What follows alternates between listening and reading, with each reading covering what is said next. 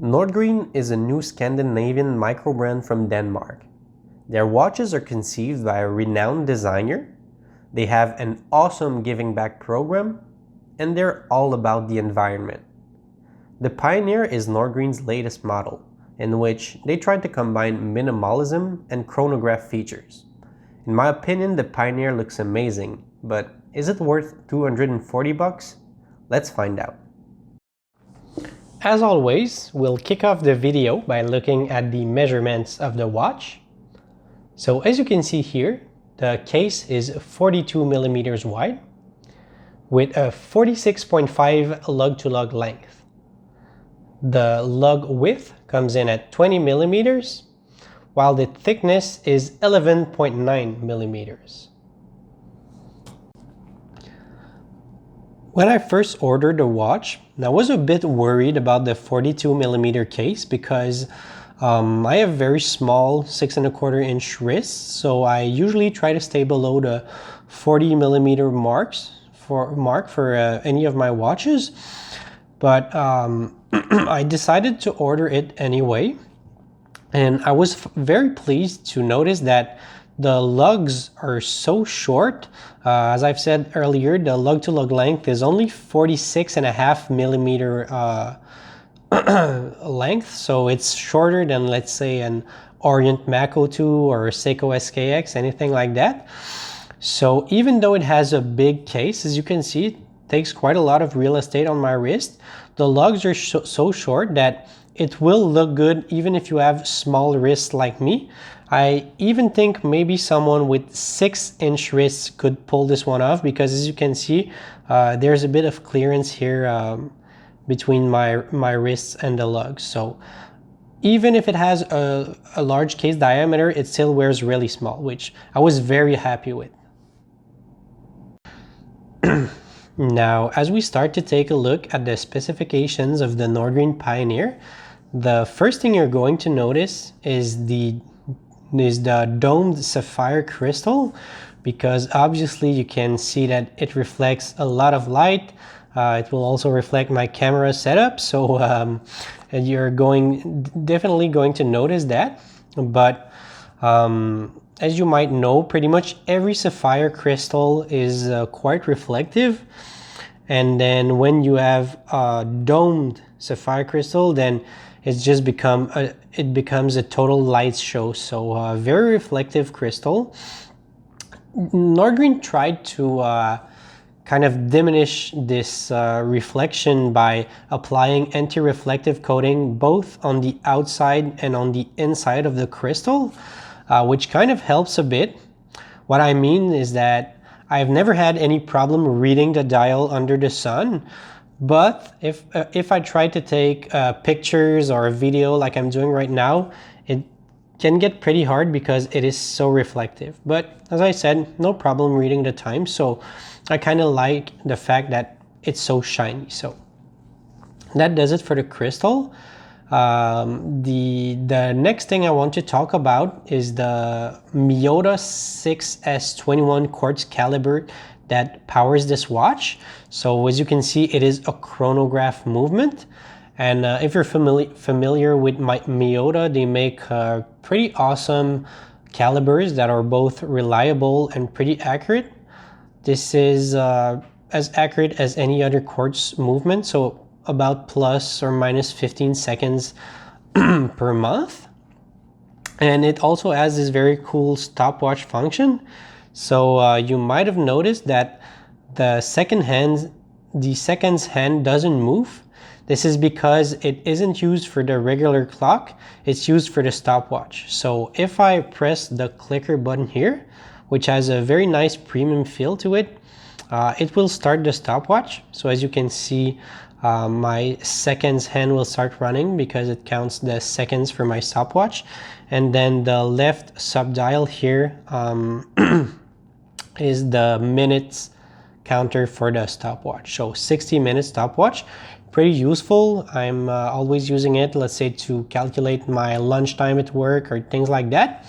And what's so cool about it is once you're done with it, you can press the lower button here to reset it, and as you will be able to see, it resets in a very cool sweeping motion. So very useful chronograph functions, and it looks pretty damn cool when you reset it. So I'm in love with this movement, very accurate and reliable, as I've said.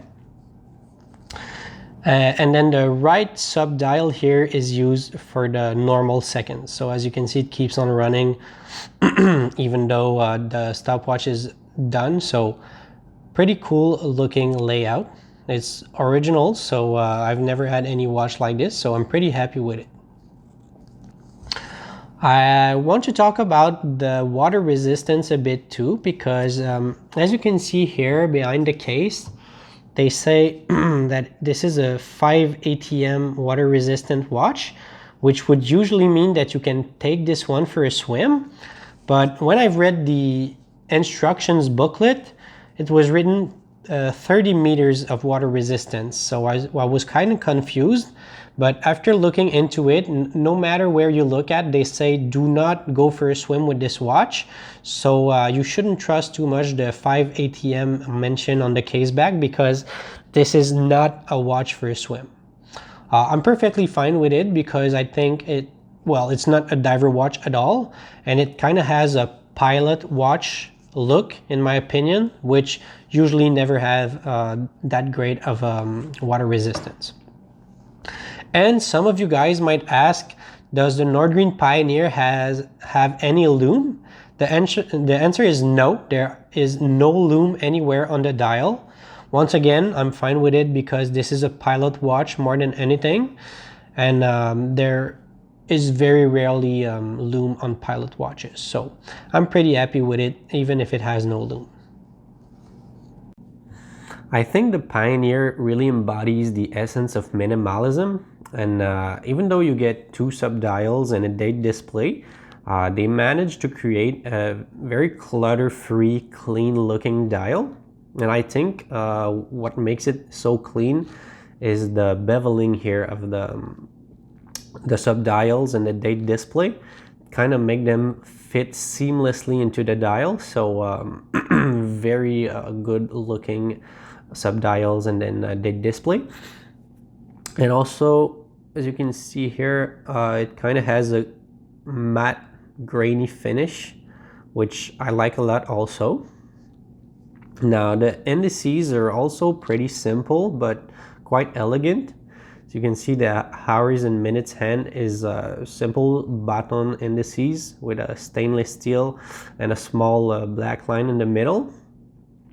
You can also see that the stopwatch hands get a red tip. Nordgreen says that this is to replicate the red tip that wind turbines get. And it also helps with legibility, so very easy to see where your stopwatch is at any given time.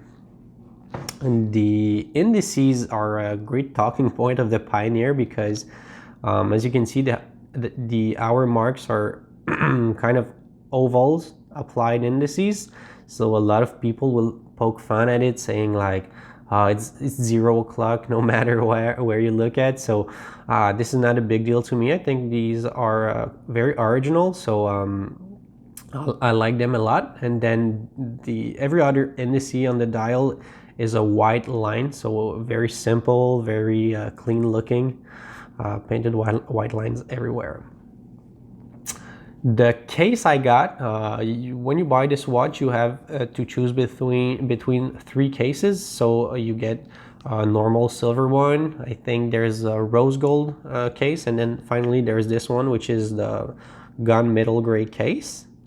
The finish, I'm not sure if it is a brushed finish or a bead blasted finish. It's very hard to tell even when looking from up close. I think the case is brushed, whereas the bezel is bead blasted, but it's pretty hard to say. Just know that it is a matte finish. It does not reflect that much image, let's say.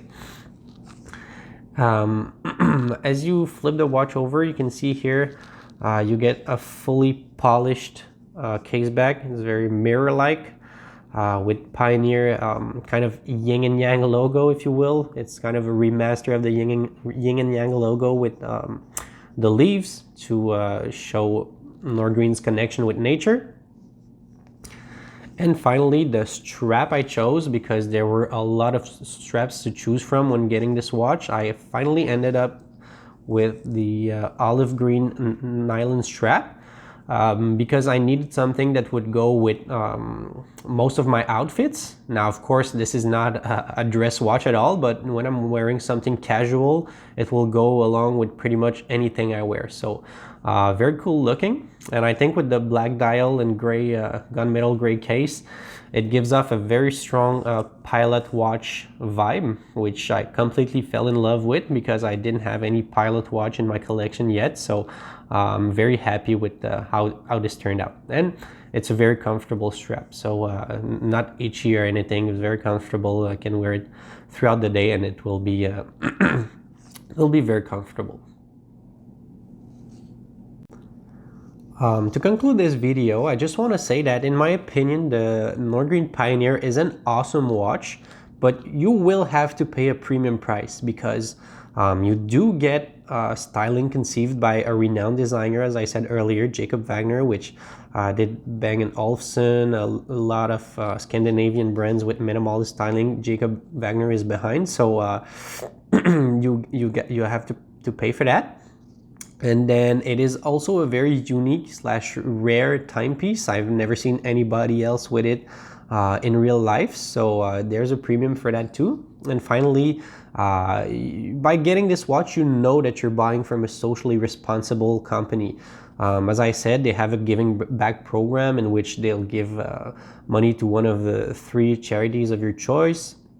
And then they're also very aware of the environment, so they will have vegan leather straps, recyclable materials as much as possible, etc. So you do get a good conscience buying from this company. Now I'm going to end the video by giving a few pros and cons. So the first pro is that, as I said, it is unique. You get a Scandinavian minimalist styling, which in my opinion, this is the greatest selling point. How it looks is definitely why you would want to buy this watch and pay about $240 for it.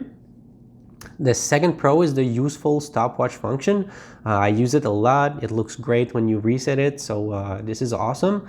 And then finally, you get high quality components, so dome sapphire crystal, the Miyota movement is great, etc. So these are the pros of this Pioneer.